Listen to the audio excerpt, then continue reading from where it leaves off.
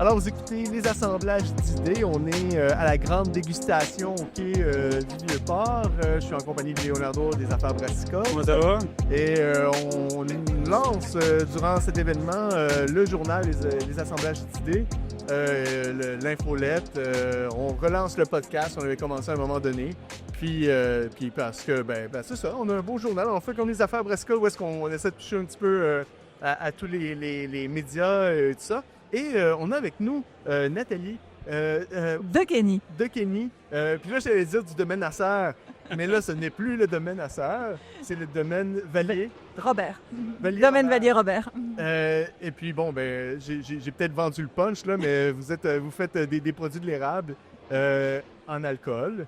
Oui, on fait des J'ai déjà assaires. fait une entrevue avec toi qui était pour les affaires de terroir. Oui. Où est-ce qu'on parlait un petit peu... je pense que c'était c'est il y a 2 ans ou 3 ans, où est-ce qu'on a fait un dossier vraiment sur l'acérum, les produits de l'érable un petit peu. Puis on avait même interviewé quelqu'un de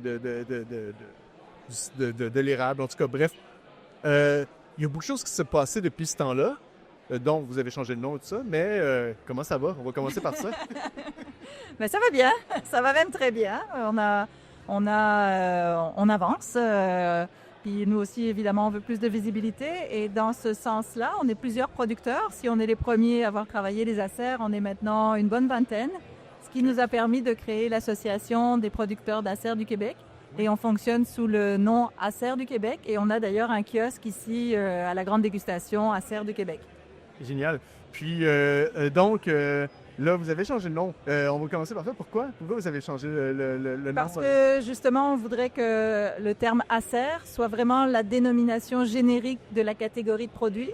Donc, des produits élaborés comme le vin, par fermentation, mais à partir de la sève d'érable, plutôt qu'à partir du raisin pour le vin ou de la pomme pour le cidre. Vous ne voulez pas vous approprier la terminologie? C'est ça. C'était un peu comme si je faisais du vin et que je m'appelais Domaine Vin. Ça n'avait pas de sens. Donc, on s'est demandé c'était quoi notre valeur ajoutée? Qu'est-ce qui nous distinguait? Et en fait, c'est toute l'expertise que Vallier a développée depuis plus de 30 ans. Et donc, son nom nous apparaissait comme un incontournable. Il y avait aussi Charles Aimé, son papa avant lui, qui n'a pas fait de la transformation, lui, mais était le propriétaire des lieux de départ et nous a donné beaucoup de coups de main. Et on a aussi, nos enfants sont jeunes, mais parmi eux, il y en a 2 qui s'intéressent quand même particulièrement à l'entreprise. Ils ont une vingtaine d'années, début de la vingtaine. Et donc, on trouvait qu'il y avait aussi une espèce de lignée. C'est ça. Et donc, domaine Vallier-Robert, ça nous a semblé approprié. Oui, c'est ça. Puis, vous distribuez un peu le produit, mais j'essaie de me rappeler de notre entrevue parce que ça donne déjà un bon cue, mais il me semble que ça, vous distribuez un petit peu, mais vous aviez surtout un très bel endroit où vous recevez les gens, un peu le côté agro-touriste peut-être, de recevoir les gens, leur montrer un peu comment sont faites les choses.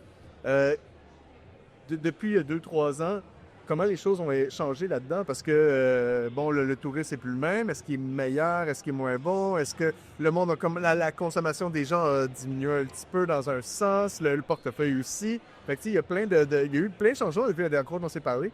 Je me demande comment vous vivez. Mais est-ce que tu vois une différence?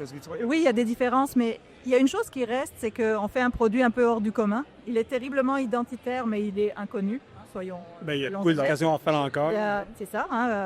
Donc, c'est l'éducation qui est vraiment la clé. L'éducation, ça veut dire d'en parler, de l'expliquer, et c'est comme ça qu'on fait venir les gens chez nous. Donc ça, on continue. Puis je vois qu'il y a de plus en plus d'intérêt pour le côté un peu plus technique, beaucoup d'intérêt aussi pour savoir d'où vient le produit, comment il est fait, pourquoi on le fait, la philosophie qui est derrière. Je crois que ça touche beaucoup les gens. De tous les âges, en fait, mais beaucoup plus de jeunes, de plus en plus de jeunes aussi qui sont animés par « je veux boire quelque chose qui vient d'ici » et qui n'est pas nécessairement comme ailleurs. Alors, je dirais qu'à ce niveau-là, on est un peu dans l'air du temps. Mais tout le travail reste à faire parce que même si ça fait plus de 30 ans qu'on a démarré ce projet, en fait, on est tout petit.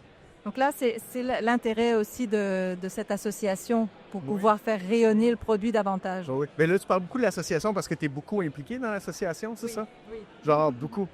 Oui, je suis la présidente de l'association.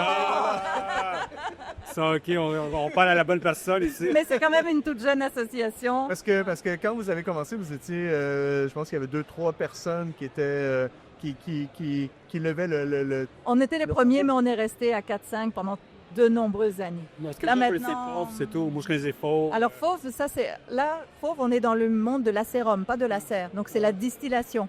Hein? Donc nous, on est vraiment, nos produits au fond ne dépassent pas 16 ou 17% d'alcool OK. parce qu'ils sont issus de la fermentation. On ne distille pas.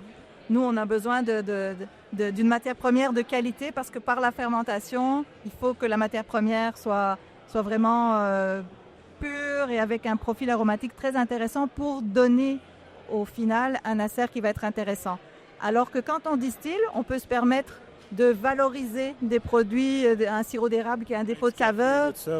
Donc c'est deux mondes différents en fait. Ouais. Fait que là, il y a l'association Acérum, il y a l'association Acer. Exact. Est-ce que ça crée de la confusion?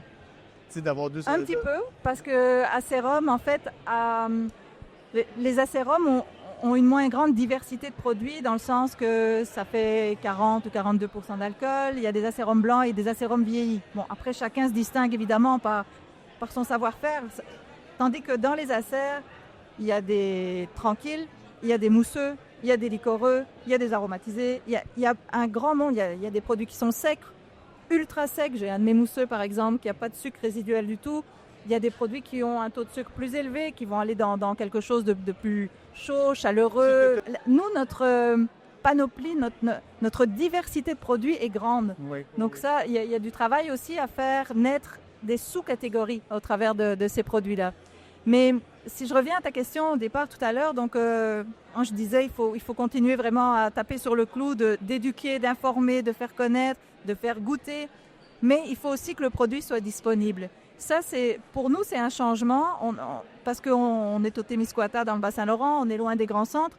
Alors, l'idée, à un moment donné, ça a été, OK, il faut, mais la loi n'était pas permissive. Mais maintenant que les lois s'assouplissent un peu à ce niveau-là, c'est par exemple, dans mon cas, au domaine Valier-Robert, nos produits sont disponibles dans environ 80 épiceries fines à travers le Québec. Ils sont disponibles dans les magasins Avril, les supermarchés Santé Avril. Et ils sont aussi disponibles depuis peu. Enfin, un de mes produits est disponible nouvellement depuis quelques mois à la SAQ, mon Valembré, la Serre-Doux. Hein. Et donc ça va permettre aussi non seulement d'éduquer, mais qu'on puisse retrouver les produits. Parce que c'est bien de savoir ce que c'est, mais si après ils sont inaccessibles. Oh, oui. Donc il y a un travail à faire à ce niveau. Il y a beaucoup de travail à faire à ce niveau-là aussi. D'être disponible dans les avrils, ça doit être quand même assez bien parce qu'on voit un peu un peu l'engouement autour de ce marché-là. Qui un peu, Léo, il n'arrête pas de m'en parler à chaque fois qu'il est étonné du avril, il trouve ça génial, juste comme expérience, tu sais. Vraiment. D'être là plus qu'à la SAQ. La SAQ, c'est le fun d'être là parce que je pense que c'est un passage Mais c'est deux marchés complètement différents. Chez Avril, on ne va pas là pour acheter du vin, normalement. C'est ça. Donc, il y a aussi une éducation à faire, mais on a un partenariat avec les gens chez Avril fabuleux. Donc ça, c'est vraiment, vraiment très chouette. Je suis super fière d'y être.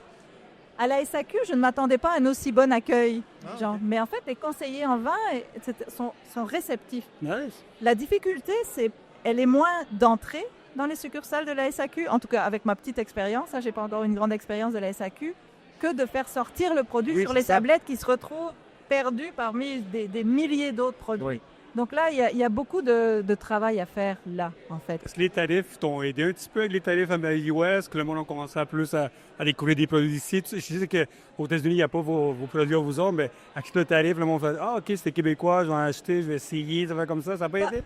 Dans mon cas, pas tellement, parce que le produit que j'ai mis à la SAQ, c'était pas le blanc. Je fais des blancs prémices d'avril, secs ou demi-secs. C'était pas ce produit-là qui était à la SAQ. C'est mon doux à 16% d'alcool, vieilli en fût. C'est un produit qui a une moins grande rotation, évidemment, que du vin, on boit. Donc, c'est un autre type de travail aussi à faire. Donc, à ce niveau-là, dans mon cas, non, je dirais pas que ça m'a aidé.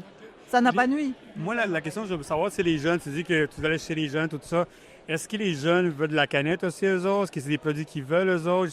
T'es quelqu'un old school qui veut garder la bouteille? Qu'est-ce qui se passe? En fait, pour l'instant, moi, je ne fais que de la bouteille pour le moment. Puis, j'ai comme... je dirais, j'ai les jeunes et les plus, comment dire, ceux qui sont un peu moins jeunes, d'accord? Alors, ils rentrent dans ma gamme de produits, pas par les mêmes produits. Les jeunes vont rentrer par le prémisse d'avril, donc le blanc, sec, demi-sec, vont rentrer par mes bulles, le mousse des bois en méthode champenoise. Ça, eux vont rentrer là. Et petit à petit, ils vont aller voir aussi du côté des doux. Les moins jeunes vont rentrer par le Valembré. Mais je suis de la catégorie aussi. Les moins jeunes vont rentrer par le Valembré, le Charles-Mémé, doux, les vieillis, les réconfortants. C'est synonyme tout de suite pour eux avec les 8 ans d'âge de vieillissement des produits de qualité. Et eux vont rentrer là avant de commencer avec les autres. Donc le travail est aussi différent à ce niveau-là. Il y a beaucoup d'entreprises qui doivent passer par l'éducation pour pouvoir faire vendre leurs produits. Tout ça. Puis comment vous faites votre marketing d'éducation? J'imagine avec l'association, c'est ça le but, là, c'est de réussir à montrer aux gens. Mais c'est quoi votre stratégie d'éducation? Mais l'association est très, très jeune. Donc, on n'a pas encore de site web, on n'a pas encore de page sur les réseaux sociaux et tout. Donc, genre quelques mois? Mais Facebook. En fait, il fallait d'abord trouver, surtout cette association, elle a peut-être 1 an et demi ou quelque chose comme ça, mais elle n'avait pas de moyens. Alors, c'est ça qui était difficile. Donc là, on a trouvé un peu de moyens, ce qui nous a permis de commencer un alignement stratégique et une première image de marque en développement. Donc ça, on en est là, mais pas encore dans l'éducation, même si ce sera probablement une des clés essentielles avec ça. Donc je dirais que l'éducation, chaque producteur fait l'éducation de ses produits. Alors c'est d'abord d'expliquer que nous, on est dans les fermentations. Mais comment tu l'expliques? Est-ce que tu fais des webinaires, restaurants? Est-ce que tu utilises les réseaux sociaux pour J'utilise les réseaux sociaux, j'utilise mon site web, j'utilise les expositions. Je travaille avec des gens qui sont très compétents parce que j'ai le souci du détail aussi, puis je veux que l'image autour de mes produits reflète la qualité des produits. Ça, c'est super important. J'essaye de me faire accompagner des meilleurs dans l'image, mais aussi dans la réalisation des produits. Là. On travaille aussi avec des œnologues et depuis longtemps. Là, on travaille avec un œnologue champenois depuis... on a commencé avec lui en 92, par exemple, et avec plusieurs personnes. Donc, j'essaye vraiment que tout évoque la qualité. Ça c'est comme... Pour que ce soit attirant. Il faut que la personne ait envie déjà de venir. Mais après, c'est d'expliquer par tous les canaux, les créneaux disponibles. Là, vous m'invitez. Merci beaucoup d'ailleurs. Donc, c'en est un. Oui. De participer à la grande dégustation. Ça va me permettre aussi de faire découvrir les produits. Après, tout ce qui est... pour la première fois cette année, on va travailler avec une agence de pub qui va vraiment démystifier un petit peu la serre à travers mes produits. Tu vois, il y a toujours les deux. Alors, il y a aussi faire parfois un pas en avant, un pas en arrière vis-à-vis de l'érable. La spécificité de mon produit, c'est qu'il est l'origine vraiment de l'érable. On a fait fermenter la sève d'érable. Mais le mot érable fait peur aussi.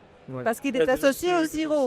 Donc, le sucre, etc. Donc là, c'est aussi un grand... Ça ne veut pas dire que c'est un produit qui est sucré. Non, mais les gens ne l'associent pas à la fermentation. Donc, il faut expliquer la fermentation pour qu'ils comprennent que si la levure consomme tout le sucre, il n'en reste pas de sucre résiduel et qu'on a un produit sec.